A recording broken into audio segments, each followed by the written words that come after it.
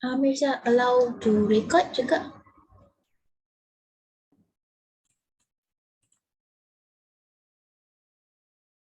Alright. Good morning, Miss. Morning, Miss.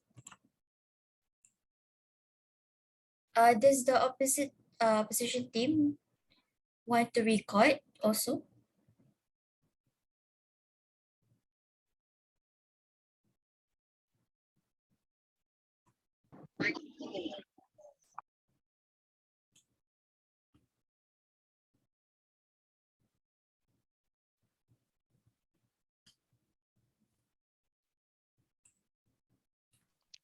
Mirza, can I record? Alright.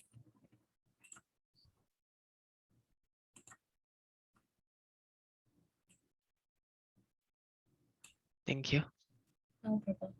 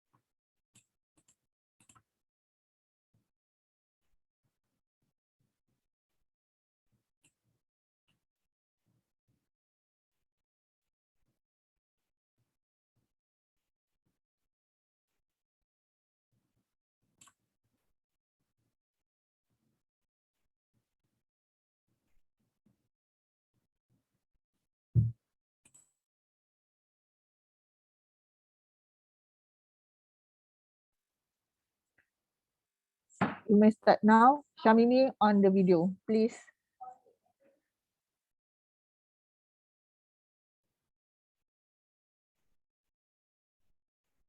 Alright, I think I'm going to start now.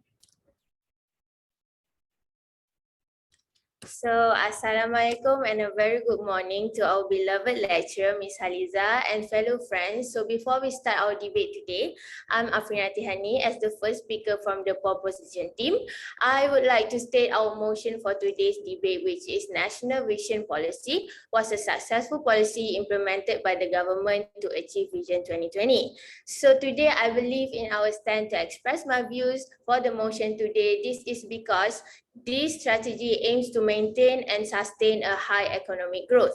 Let me start with a brief definition about sustainable economic growth.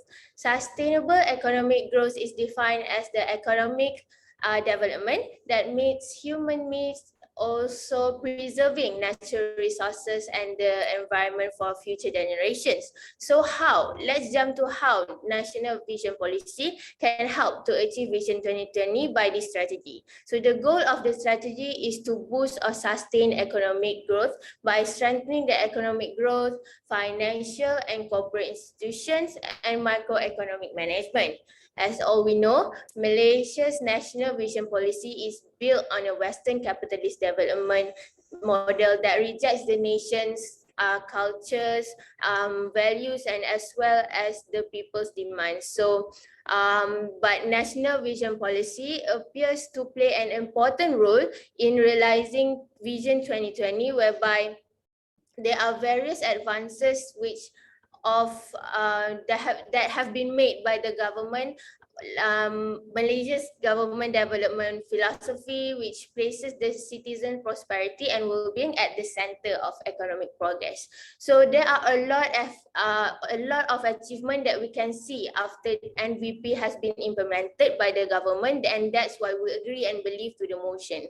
So first and foremost, women's participation in the labor force has increased to 53.6% according to the New Straits Times paper on 21st of May 2015. Other than that, after the MVP is been implemented, poverty level has dropped and people's qualities life have improved. So to summarize, we can clearly see the MVP was a successful policy implemented by the government to achieve Vision 2020, because in achieving Vision 2020, this policy is very helpful in satisfying all the objectives and the goals that have been made by the government. So thank you all for listening to my views.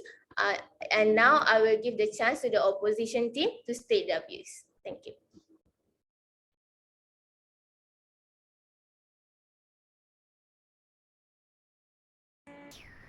Hi, Assalamualaikum and good morning. My name is MUIZZ'S. So I am the first speaker for the opposition team, which our topic is National Vision Policy failed for the Vision 2020.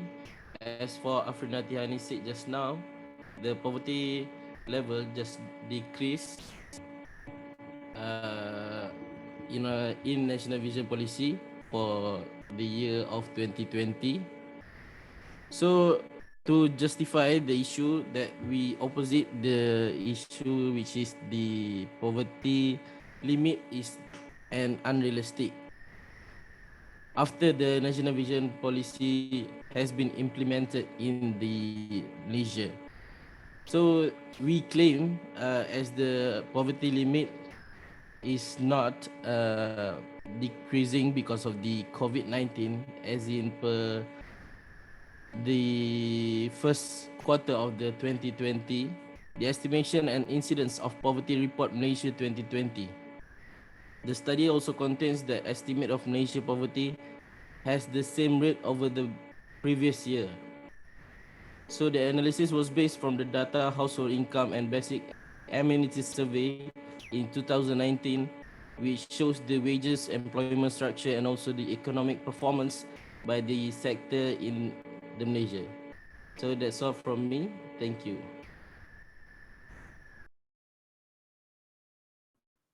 Okay, I would like to continue. Thank you for your input, opposition team.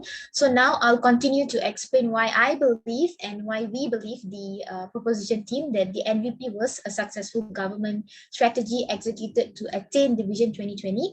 Before I proceed with my justification, I'd like to introduce myself first. Greetings to Madam and all our classmates here.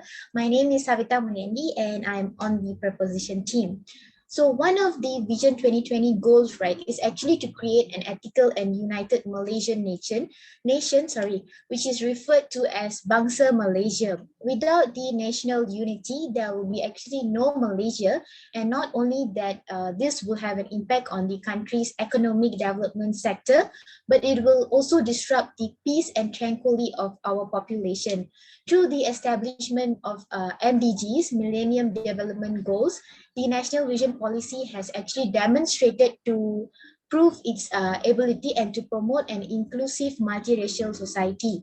The MDGs also have served as a guide for the development of goals and targets to accomplish for certain criteria. And also, in addition, through collaboration with the Institute of Ethics Studies at KITA at UKM, the government has able to prove and to cultivate a system known as a Racial Harmony Index, IKK, which is designed to measure the level of peace and communal harmony in order to address any unity issues and problems that may arise in our country. So these are one of the things that National Vision Policy has collaborated into. So for example, on the other side, actually, our sports industry also contributes to the unification of our citizens of all political persuasion and races on a single shared platform. For example, during the Olympic, sports actually brought all Malaysians of all races together as they came to support our nation's team and their favorite athletes. Like there was one time that we were all nervous and supporting Dato' Lee Chong Wei on his contributes towards the Olympic Games. Aside from that, another example I can provide is that the 13 May incident, since the implementation of the National Vision Policy, such scheme has not occurred in many years now. So as a result, this demonstrates that the National Vision Policy has really aided in the achievement of the Vision 2020. So I like to pass it back to the opposition team.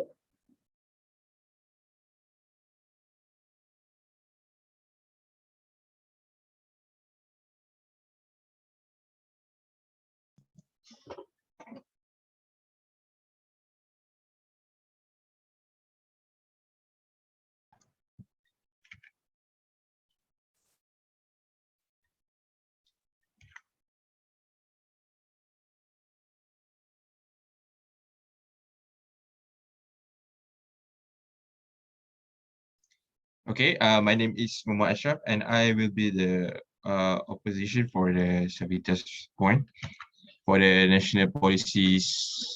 The national vision policies. For me, after a few research and making it for the report, well, I found that the national vision policies is not that successful because of because they aim to establish a united progress and proposition for Bangsa Malaysia. Well, actually, for after the research, actually there are poor implementation can be observed by not putting Vision 2020 as the priority issue. It leads to economic impact, which caused Malaysian GPD not meet expectation and have external blow from crisis 2008. International issue within Malaysia, it can be clearly seen as the relation of Vision 2020 has a negative impact. Not just that, the biggest talkative issue about Malaysia also is the economic problem is one of the reasons for the National Vision Policies 2020 have been labeled failed. This is because the leader are and concerned about the detrimental and the bad consequences of Malay first discrimination policies, which been affected Bumi Putras. If nothing is done to combat the discrimination, our country will be paralyzed. Any country it is and its people suffer from discrimination, which is damaging, debilitating. That's all from me. I will pass it back to the opposition. Okay, thank you, opposition team, for your points. Before I start, I will introduce myself. I am MIRZA from the proposition team, and I will continue to convey my thoughts on why the National Vision Policy was a successful policy in accomplishing Vision 2020. Due to Malaysia's policy, it also enhanced the human resource development in the country. Back then, many Malaysians also saw the rapid transformation of the country's physical landscape with the developments of the iconic Petronas Twin Towers, the KL International Airport, and the new federal capital, Putrajaya. So what I want to say is that it is due to the national policies and plans in place that started to push human resources, both private and public, to attain the K economy, who is in charge of coordinating and administrating the plans, policies, and strategies put in place. So it is necessary to address that the Ministry of Human Resource role and responsibilities, the Human Resources Development Council, for example, their works to improve and enhance the abilities of workers in the industrial and service industries.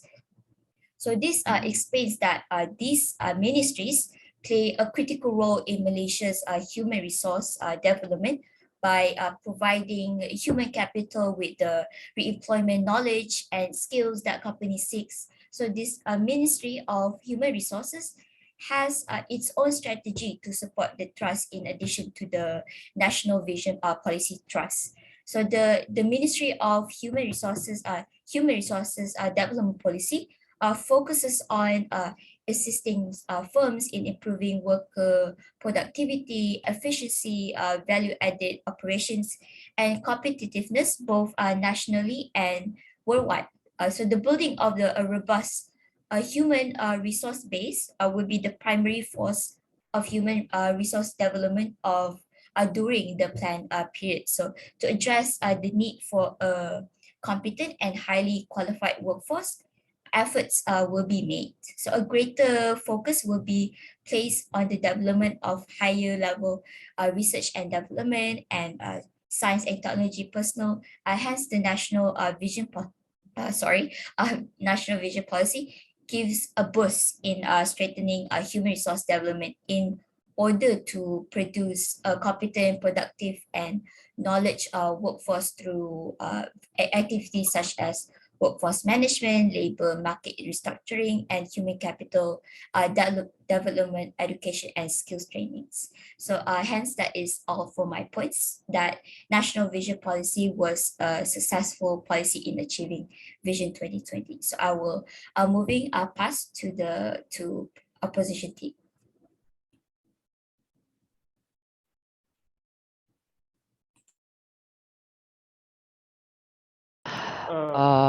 Thank you, Mirza.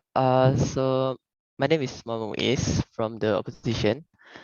So basically, I have a question for the proposition, which is actually I'm disappointed with unbalanced development in Malaysia because of a country that is developed is only one dimension. The economy may not only be considered by a developed nation as stated in the vision statement.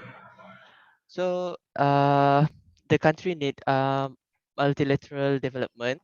This is especially difficult for Sabahan and Sarawakian as they are still relatively lagging behind in their socio-economic development because they are being like if in Semenanjung they are making a progress a lot, but in Sabah and Sarawak they're less in building and everything, such as in in current situation the LRT, even the LRT in Sabah there doesn't have any train. So the development nation includes not only material and physical development, but also intellectual, moral, and spiritual development. So that's my point. One of the point because of the failure 2020.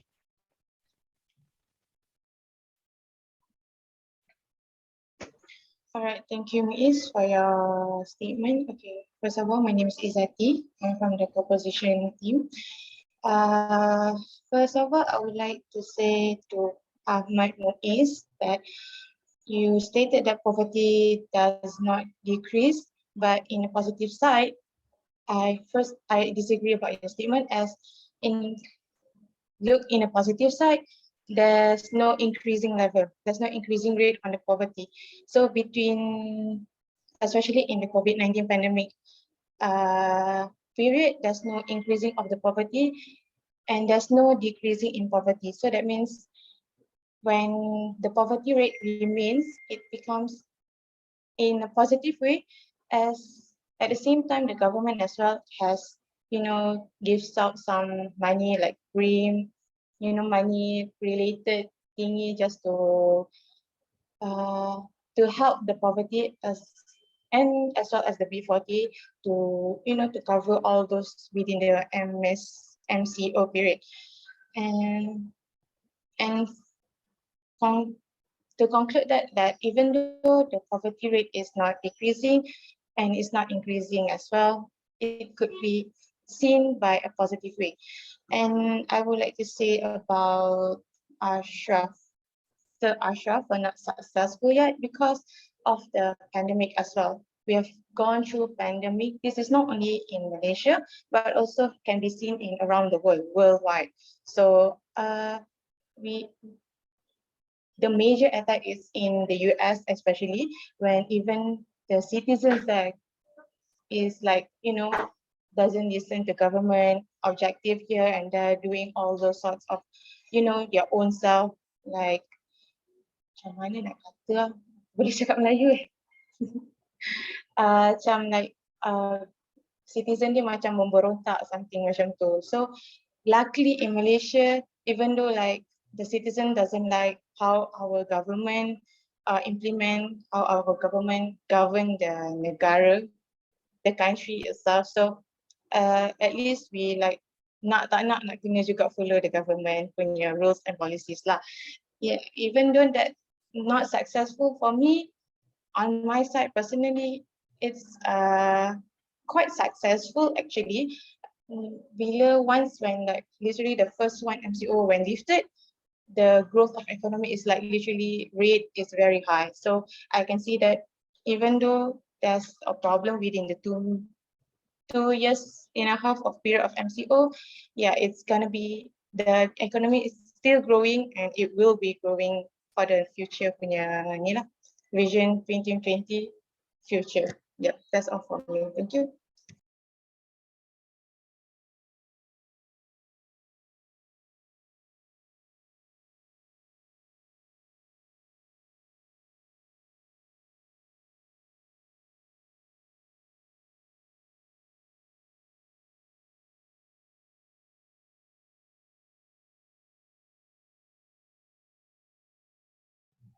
Okay, my name is Daniel Das. So I'm from the proposition group. So as Rizati said that the poverty won't increase, it won't decrease or increase, right? And that the economic growth is still fine. But I disagree. If you say that the economy is like normal, stable, why is currently all the businesses falling off? It is because of the economy, because we have less stability. A lot of businesses nowadays are falling off because they don't have the support of the government provide enough finance to help them grow their businesses. As such, yes, you can say the poverty is not reducing or increasing, but you have to realize that as you go away, there is no businesses. Slowly, everyone is going to lose their business unless the government helps them. And as you know, our government is not as efficient as they are. Okay, I'm not saying they're bad or I'm not saying they're good. Okay, but they can do better if you think about it. Instead of that, they are just okay. Like for instance, for Savita's point, that they only think of say for instance, the Minister of Human Resources is going to help Malaysia grow, right? Okay, but you can't think of one thing. You have to think other aspects as well. For instance, what about the finance? What about the finance part of the company, the country, the accounts, the marketing? All this plays a big role in growing our country. If we just focus on one aspect of the country, of the human resources, the others will be neglected. Our country will fall down and will be lower. For example, now our currency is lower than US right now. At one point, Singapore and Malaysia was same, but now we are lower. Why? Because Singapore efficiently we're growing the country, but we aren't. We are instead of going up, we're actually going down. Okay, so yeah, that is my point. I'd like to pass the opposition. Okay. Okay, thank you opposition team for your input, and now I will proceed to, I would like to continue discussing about the topic that we have said just now, which is poverty. I would like to remind the opposition team that we are talking about national vision policy, which is during 2001 to 2010 only. And if you are talking about the COVID-19 status right now, which is COVID-19 is far from anyone's expectation or any country's expectation. So we are telling you the achievements and the dramatic changes after the MVP is implemented. So please be aware that we are sticking to our topic and not the what is happening to Malaysia after the COVID-19, after the dramatic changes of the pandemic. So now I will proceed to express my other opinion about why NVP was a successful policy implemented by the government to achieve Vision 2020. So this is due to the fact that NVP also supports to an equitable society by providing equitable opportunities to all Malaysians to participate, despite of gender, ethnicity, socio-economic status, and location. So we can see that MVP was a successful policy because in the context of rapid expansion, in order to ensure that no single group or segment of society suffers from loss or deprivation, MVP was a successful policy because the average monthly income household of the 40% of the B40 household has climbed from 2,000 to 537 ringgit in 2014, up from 1,040 in 2009. So we can see that people in rural and distant locations have been helped to improve their quality of life by the development of NVP. So in a nutshell, I would like to conclude that based on the facts, the information given by my team, I hope that the opposition team can see and understand why NVP is actually a very successful policy in achieving Vision 2020. Thank you. I will give the opposition team to continue giving your points. Thank you, Afrina. So I'm Nur Shakirin, so I'm from the opposition team. So I believe that it is failed because there's poorly undervalued civil accountability, like there's no public responsibility.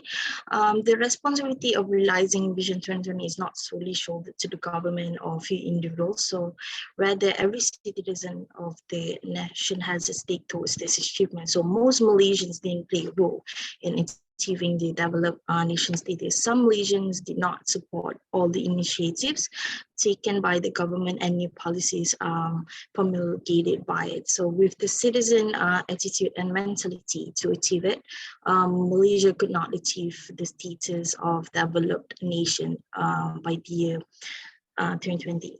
Everybody did not put their efforts to achieve the target. So Malaysians believe that there are still many things that need to be done. So before the country can be considered developed, it is not merely a matter of economics.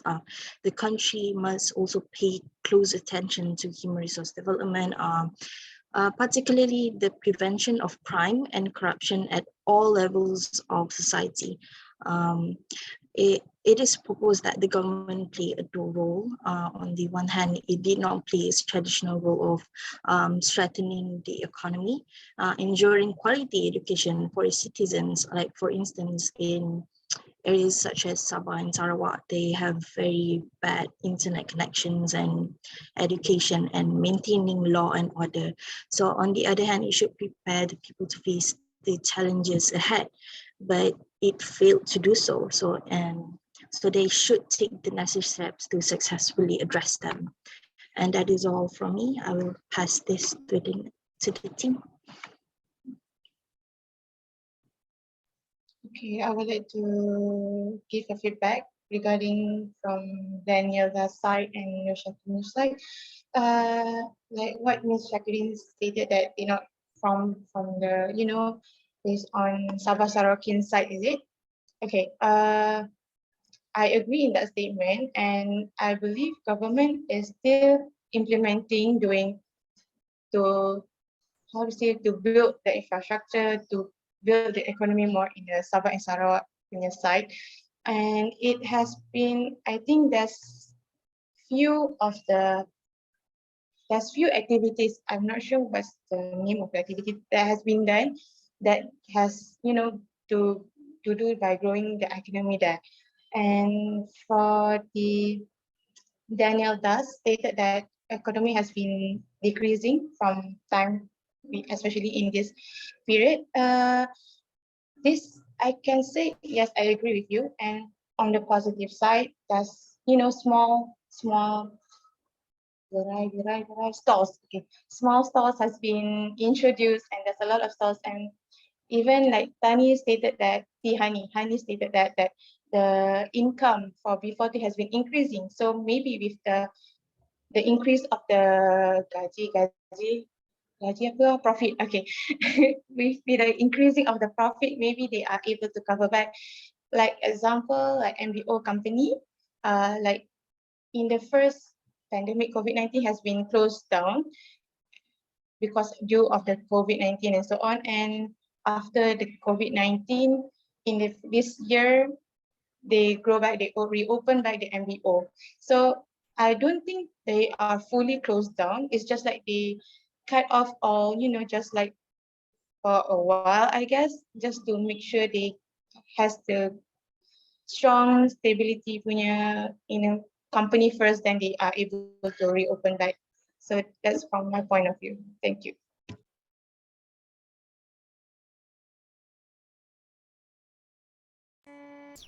So to conclude our motion, which is the National Vision Policy, we believe that it is a failure for the Vision 2020.